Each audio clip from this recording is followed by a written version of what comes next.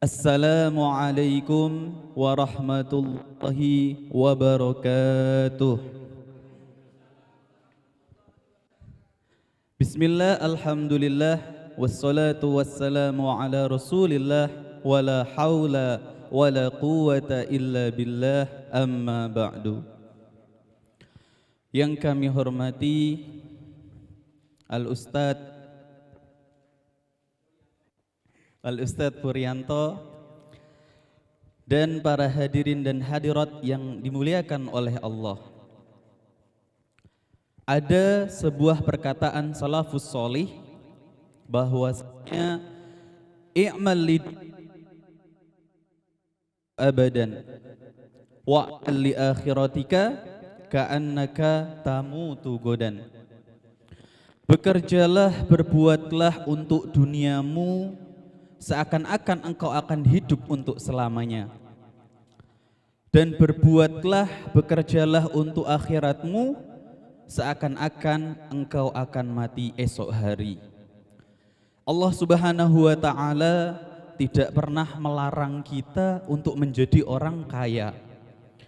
Sampean mau jadi konglomerat, monggo. Sampean mau jadi jutawan, persilahkan. Sampean mau jadi miliarder, boleh dong. Tetapi kalau sampean mau jadi korun, boleh dong. Ya jadi korun enggak boleh. Masa jadi korun boleh. Kenapa kita tidak boleh menjadi korun, hadirin sekalian? Pelit. Karena korun adalah orang kaya raya yang banyak hartanya. Akan tetapi korun lupa bahwasanya harta yang ia miliki ada hak-hak yang harus ditunaikan. Suatu ketika korun diperintahkan oleh Nabiullah Musa alaihissalam untuk membayar zakat. Apa kata korun? Kata korun, bayar zakat, memberi sedekah itu hanya membuat kere atau membuat miskin.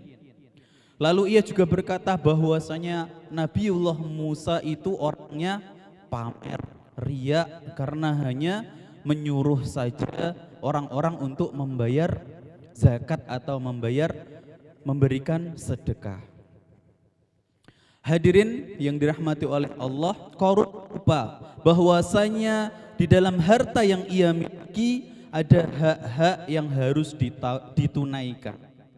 Di dalam harta kekayaan yang kita miliki ada haknya orang fakir miskin, ada haknya yatim piatu, ada hak para janda, ada majelis taklim masjid musola, ada. Tapi korun lupa bahwasanya harta yang dimiliki tidaklah murni milik dia sendiri, tetapi ada hak-hak yang harus ia bayarkan. Lalu apa balasan yang Allah berikan kepada korun? Allah tenggelamkan korun di telan bumi sehingga kita mengenal istilah harta korun, harta karun, yaitu harta yang diperoleh dari dalam bumi, biasanya disebut dengan harta karun. Hadirin yang dirahmati oleh Allah, lalu pertanyaan kita, apakah ada korun di zaman modern ini? Jawabannya adalah ada. Allah Ta'ala berfirman di dalam surat Al-Ma'un, a'udzubillahi minasyaitonirrajim, bismillahirrahmanirrahim, ara'aital ladzi yukadzibu biddin. Apakah kalian melihat bahwasanya ada orang-orang yang mendustakan agama Allah? Fadzalikal ladzi, mereka itu adalah orang-orang yang menghardik anak yatim, enggan berbelas kasih kepada anak yatim, selalu melecehkan, menganggap rendah anak yatim. wala yahuddu ala ta'amil miskin, dan mereka adalah orang-orang yang enggan memberi dorongan untuk memberi makan kepada orang miskin. Suatu ketika Rasulullah dirawuhi seorang tamu orang miskin yang kelaparan. Tapi kebetulan Rasulullah ketika itu juga sedang tidak memiliki makanan. Akhirnya Rasulullah mendatangi para sahabat untuk meminta bantuan siapa yang bisa membantu Rasulullah untuk menjamu tamunya. Itu adalah sifat Rasulullah Shallallahu Alaihi Wasallam. Tapi bagi orang-orang yang mendustakan agama Allah, mereka enggan untuk memberi makan, dorongan kepada orang miskin. Fawailul lil musallin, celakalah bagi orang-orang yang sholat. Loh, orang sholat kok celaka? Siapa mereka? Alladzina hum an sholatihim sahun. Mereka adalah orang yang lalai terhadap sholatnya. Rumahnya megah, mobilnya mewah, hartanya berlimpah-limpah, punya sawah, istrinya kata,